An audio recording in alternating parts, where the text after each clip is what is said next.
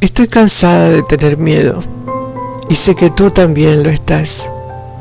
No es que no haya mucho de lo que temer en este mundo de hoy, entre los titulares continuos sobre guerras y plantas de energía nuclear, y terroristas y asesinatos y disturbios civiles e incertidumbre económica y doble discurso político y clima loco y un ambiente que se está volviendo más insalubre todo el día.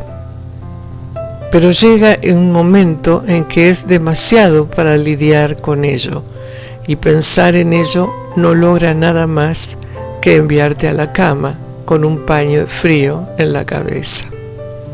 Entonces, justo cuando ya estás sobrecargado, alguien se siente obligado a mencionar que según el calendario maya, el mundo se acabará de todos modos, así que, ¿qué importa realmente? O escucharon o leyeron en alguna parte que el libro del Apocalipsis, o el libro de Daniel, o Nostradamus, o algo, o alguien dice que todos estaremos muertos en los próximos 2 años, o 5, o 10, o lo que sea, o que hay señales obvias de que el fin del mundo está a la vuelta de la esquina. Y por supuesto, les recordó una película horrible que vieron en la que solo un puñado de personas quedan vivas en la Tierra debido a un asteroide gigante, y estos supervivientes zombies deambulan por ciudades desiertas, tratando de matarse entre sí por una corteza de pan. Es casi suficiente para que te saltes de acostarte en la cama y optes por esconderte debajo de ella. Casi. Pero antes de que hagas eso, no puedo animarte lo suficiente a hacer algunas preguntas sobre estas terribles predicciones del fin del mundo. ¿Quiénes eran los mayas, por ejemplo? ¿Y cómo llegaron a un calendario que termina en el 2012? ¿Qué dicen específicamente los libros de Apocalipsis y Daniel que prueban esta condenación inminente, y qué sabemos sobre las circunstancias en las que fueron escritas en primer lugar? ¿Quién era Nostradamus? Porque se le atribuye más experiencia sobre el fin del mundo que el resto de nosotros. Y es cierto que su escritura está llena de simbolismos. Vaya a saber de qué estaba hablando de todos modos. ¿Cuáles son estos signos obvios de que nuestro tiempo en la Tierra casi ha terminado? Y solo por curiosidad, esos mismos signos obvios han aparecido antes en la historia de este planeta y tal vez se hayan malinterpretado. En cuanto a esta película, ¿pretendía ser un documental? ¿Existe realmente una razón legítima para creer que un asteroide lo suficientemente gigantesco como para destruir nuestro mundo se dirige hacia nosotros, o podría hacerlo pronto? 99 de cada 100 veces la respuesta alguna a todas estas preguntas será: no tengo ni idea. Si ha visto televisión o apariciones personales o leído mis libros, sabrá cuán firmemente creo que el conocimiento es poder, y que lo primero que debe hacer cuando tiene miedo de algo es educarse sobre ello tan a fondo como sea posible. Sí, posible. Yo nunca diría no tengas miedo del fin del mundo, porque como aprenderás a lo largo de este libro, los humanos estamos casi genéticamente predispuestos a pensar en ello y a preocuparnos por ello. Pero diré con mucho entusiasmo, aprenda todo lo que pueda, forme sus propias opiniones y quizás, sobre todo, averigüe si hay una elección entre acabar con este planeta o salvarlo. Este libro, entonces, está dedicado a reemplazar el miedo con hechos, a probar que el conocimiento es poder y a ofrecer la seguridad sincera de que incluso si el mundo terminara mañana, y no lo hará, Dios aún nos mantendrá a salvo por toda la eternidad, tal como lo prometió cuando nos creó.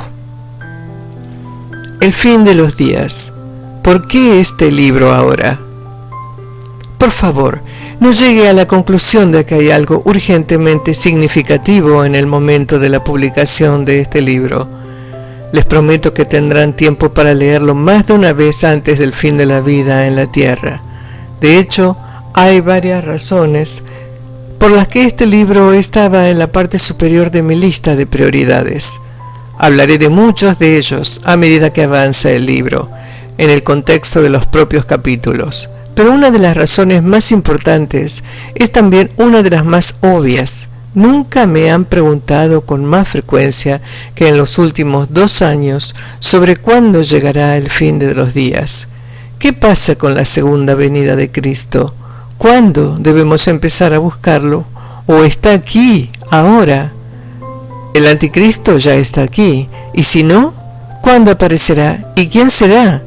¿Cuál literalmente debemos tomar el libro bíblico del Apocalipsis? ¿Realmente va a suceder el rapto? Nostradamus hizo que pareciera que el anticristo está entre nosotros en este momento, y el calendario maya dice específicamente que el mundo también se terminará.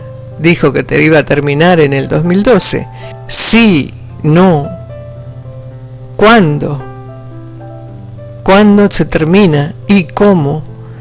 Cuando un tema surge repetidamente entre mis clientes, naturalmente empiezo a preguntarme qué está causando la coincidencia. Sabes que no existe tal cosa, ¿verdad? Y tengo un par de teorías. Una es que tal vez a raíz de toda la histeria del milenio, y seamos sinceros, histeria no es una palabra demasiado fuerte. Hay una sensación general de haber esquivado una bala, como si de alguna manera escapáramos de la inevitabilidad de la destrucción total y ahora viviéramos en un tiempo prestado. Otra teoría relacionada es que los libros, artículos especiales de televisión y sermones de las iglesias apocalípticos eran tremendamente populares a principios de este siglo, y aunque la crisis imaginaria del fin del mundo ha venido y se ha ido, el malestar de todos por esas informaciones han seguido hirviendo a fuego lento en la mente de las personas y finalmente se está desbordando.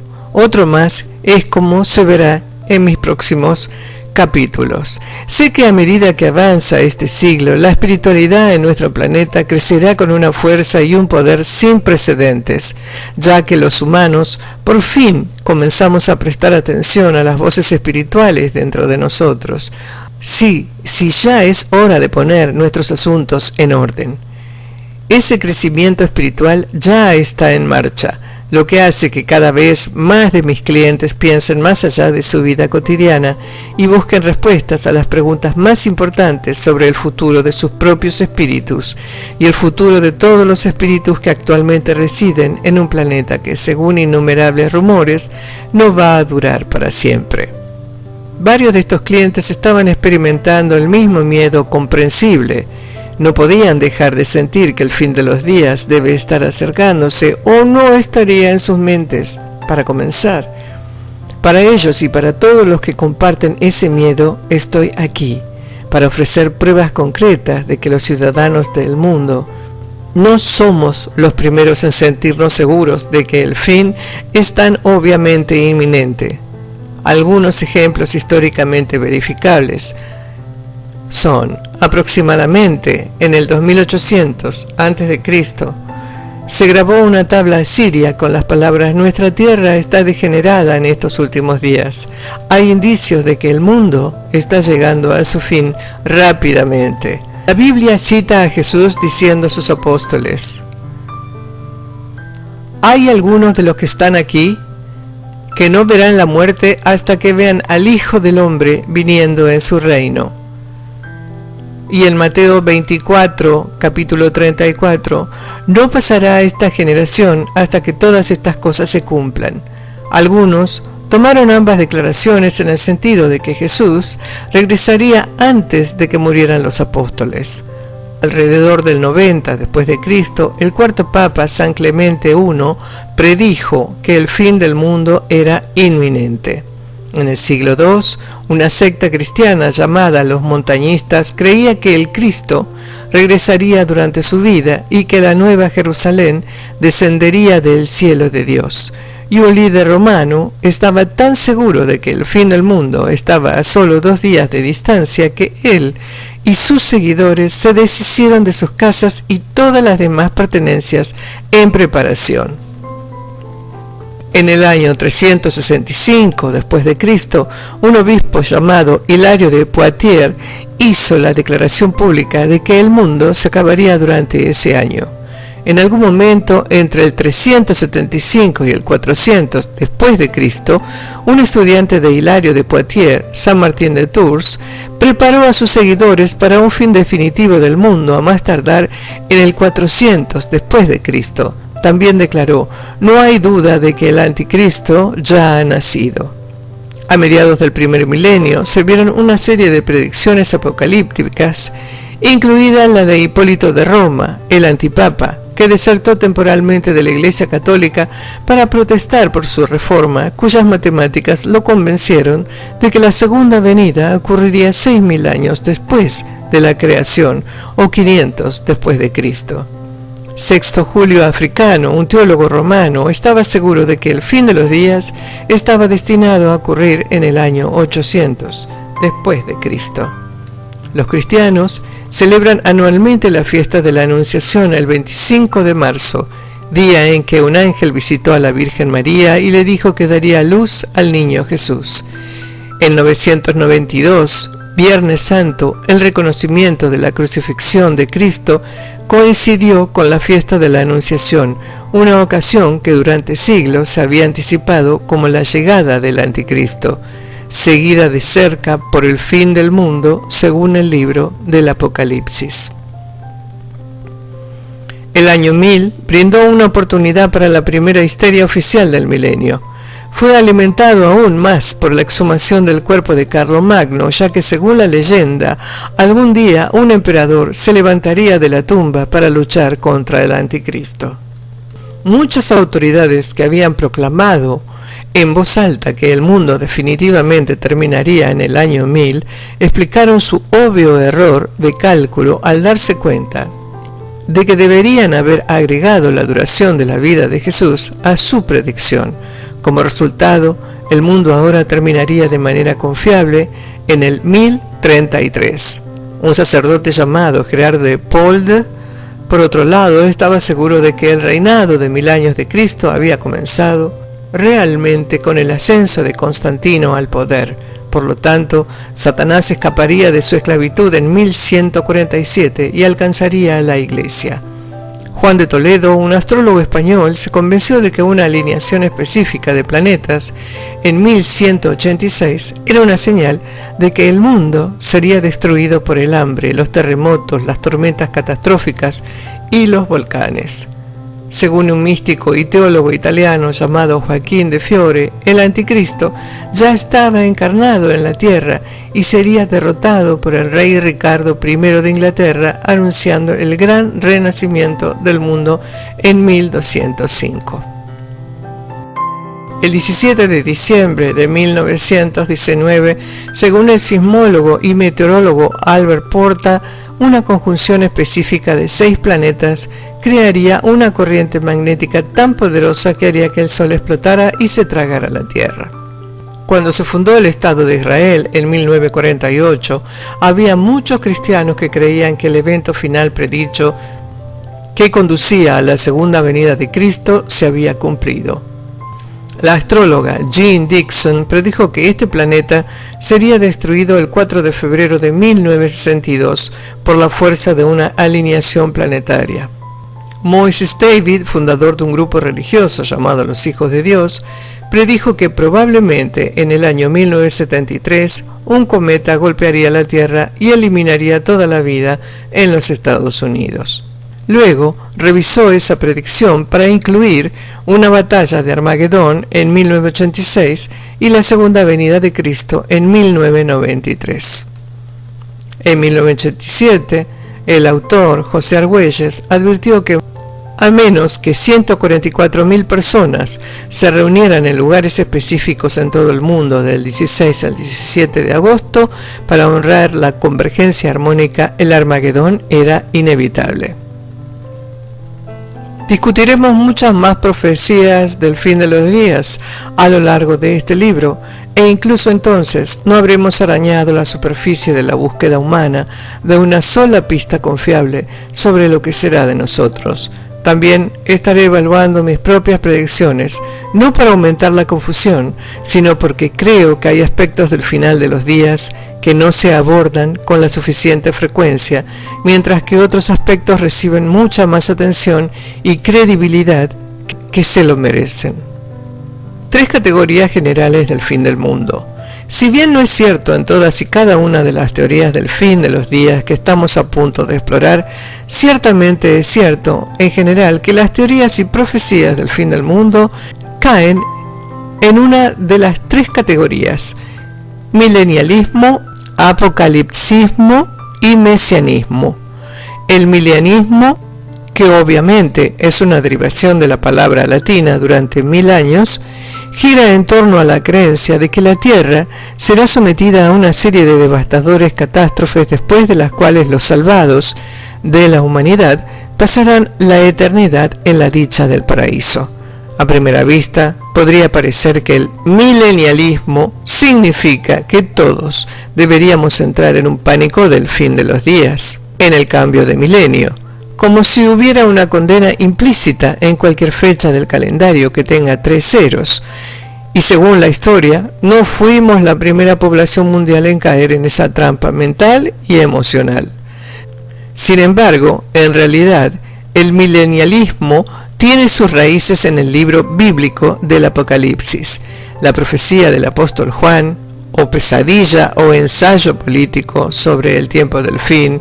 En el capítulo 20, Juan escribe: Entonces vi a un ángel que descendía del cielo, sosteniendo en su mano la llave del abismo y una gran cadena, y agarró al dragón, la serpiente antigua, que es el diablo y Satanás, y lo ató por 1000 años. Lo arrojó al pozo, lo cerró y lo selló sobre él, para que no engañe más a las naciones, hasta que se cumplan los 1000 años. Entonces vi tronos, y sentados en ellos estaban aquellos a quienes se había encomendado juicio. También vi las almas de aquellos que habían sido decapitados por su testimonio a Jesús, y por la palabra de Dios, y que no habían adorado a la bestia ni a su imagen, y no habían recibido su marca en la frente o en las manos. Volvieron a la vida y reinaron con Cristo 1000 años. El resto de los muertos no volvió a la vida hasta que se cumplieron los 1000 años. Y cuando se acaben los 1000 años, Satanás será liberado de su prisión y saldrá para engañar a las naciones, para reunirlos para la batalla. Y ellos marcharon sobre la amplia tierra y rodeó el campamento de los santos y la ciudad amada, pero el fuego descendió del cielo y los consumió. No es difícil leer esos versículos y entender por qué el significado cultural de un periodo de 1000 años existe hasta el día de hoy, ya sea que aquellos creen en ese significado y están preocupados por él, tengan algún conocimiento de la Biblia o no. El Apocalipsis es una teoría del fin de los días que involucra a Dios canalizando su ira hacia la tierra con una serie de eventos catastróficos, luego juzgando a cada ser humano de acuerdo con sus hechos en la tierra y finalmente tomando el lugar que le corresponde de nuevo como el creador y gobernante supremo del cielo y la tierra. Probablemente las raíces más profundas del apocalipticismo se encuentran en el libro de Daniel, en el Antiguo Testamento. Vi en mi visión de noche, y he aquí los 4 vientos del cielo agitaban el gran mar, y 4 grandes bestias subieron del mar. El primero era como un león y tenía alas de águila. Luego, mientras miraba, le arrancaron las alas, lo levantaron del suelo y lo hicieron pararse sobre 2 pies, como un hombre, y le fue entregada la mente del hombre. Y he aquí otra bestia, una segunda como un oso. Estaba levantado por un lado, tenía 3 costillas en la boca entre sus dientes. En general, todas las profecías que se han dado a través de los años, todas concluyen con el mismo fin: cataclismos, fin de una era, el Armagedón, en fin. Nostradamus, Michel de Nostradamus, también conocido como Saint-Rémy de Provence, Francia, en 1503. Más de 500 años después, sus profecías todavía se siguen estudiando exhaustivamente, debatido, elogiado y denunciado, y el hombre mismo es el tema de gran admiración como profeta, e igualmente grande el desdén como un fraude. Nunca pretendo ser una experta en el tema de Nostradamus, pero sé que en sus primeros años fue un brillante médico y alquimista. Trabajó incansablemente para curar innumerables víctimas de una plaga que se extendió por Francia, no mucho después de recibir su título en medicina de la Universidad de Montpellier, y los medicamentos a base de hierbas que creados fueron tan efectivos para curar lo incurable que fue acusado de hereje, un cargo mortal en ese momento. Nostradamus fue conocido por su generosidad de por vida hacia los pobres. Nostradamus pasó 4 años escribiendo su primer libro de profecías llamadas Siglos, pero se mostró reacio a publicarlas por miedo a la cruel persecución religiosa prevaleciente contra videntes y adivinos de esa época. Sin embargo, se sintió demasiado firme en que su libro podría ser de utilidad a la sociedad para mantenerlo escondido, y lo publicó en 1555 bajo su propio riesgo.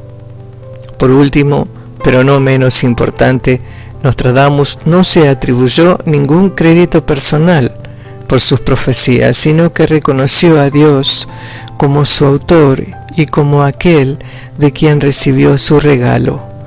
Como escribió en el prefacio de su primer libro de profecías, que dedicó a su hijo: tu llegada tardía, hijo mío, me ha hecho dedicar mucho tiempo a través de las vigilias nocturnas para dejarte por escrito un memorial que se refiere y que podría servir en beneficio común de la humanidad, de lo que el ser divino me ha permitido aprender de la revolución de las estrellas.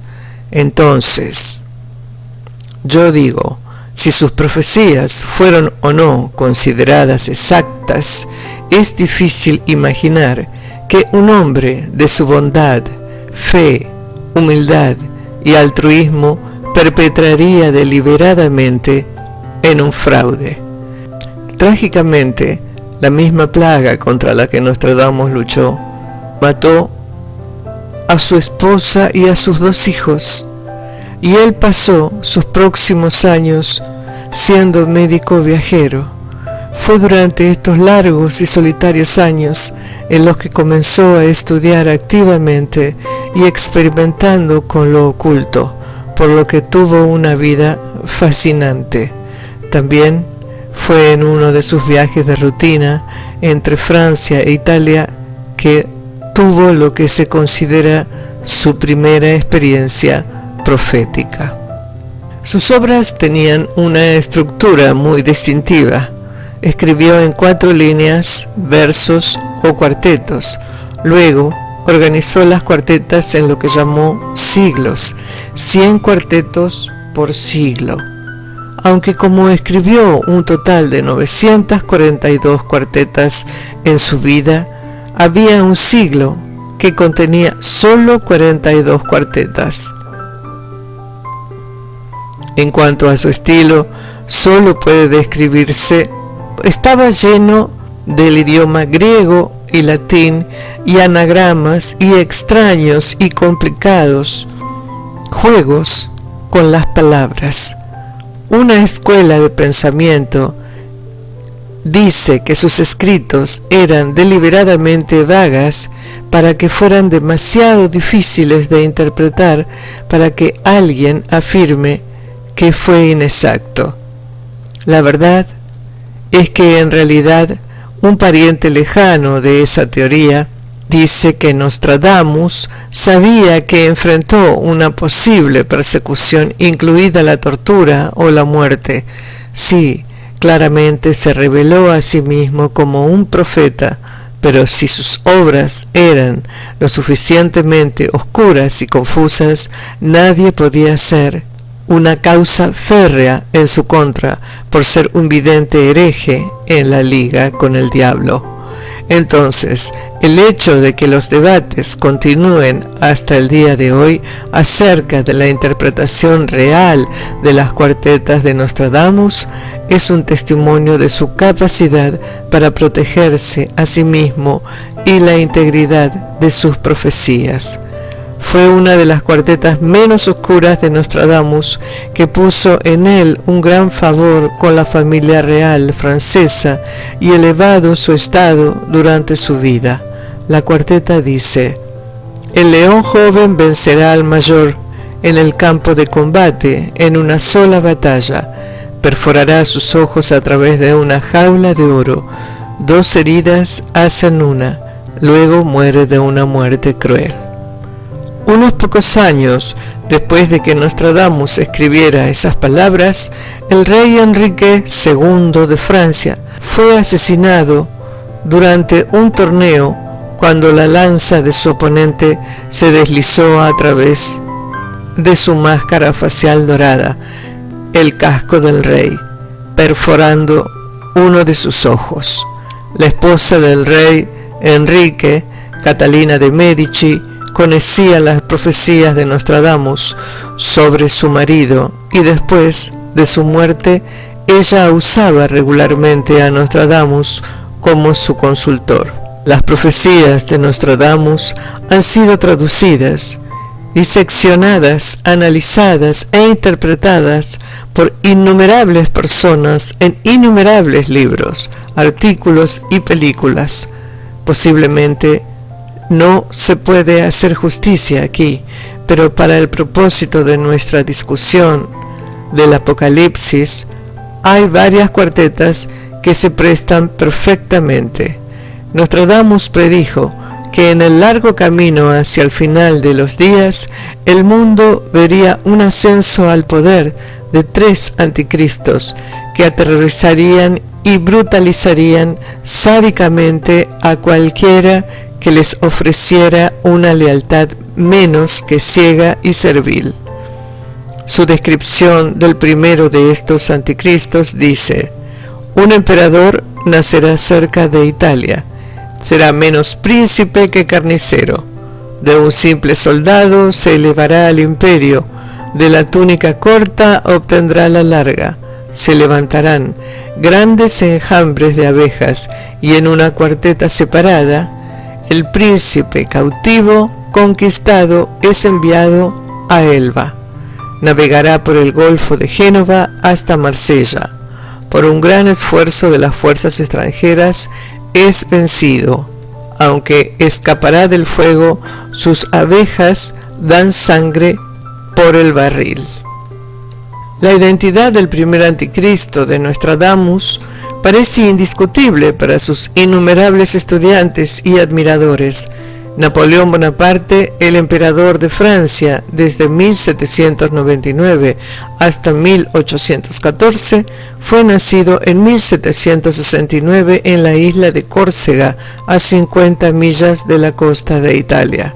Nadie estaría en desacuerdo con la descripción de él como un carnicero durante todo su reinado, y para bien medida su escudo imperial era el símbolo de la colmena.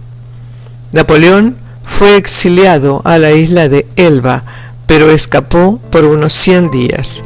Después de una derrota en Waterloo, renunció a todos sus poderes y fue exiliado a la pequeña isla de Santa Elena.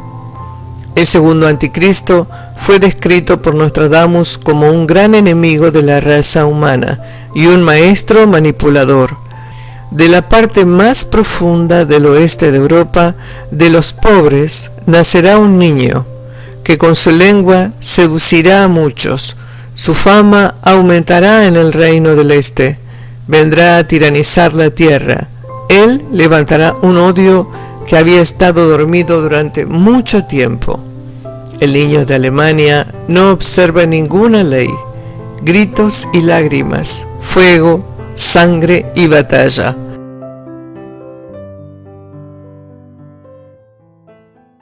y no dejes de suscribirte a mi canal.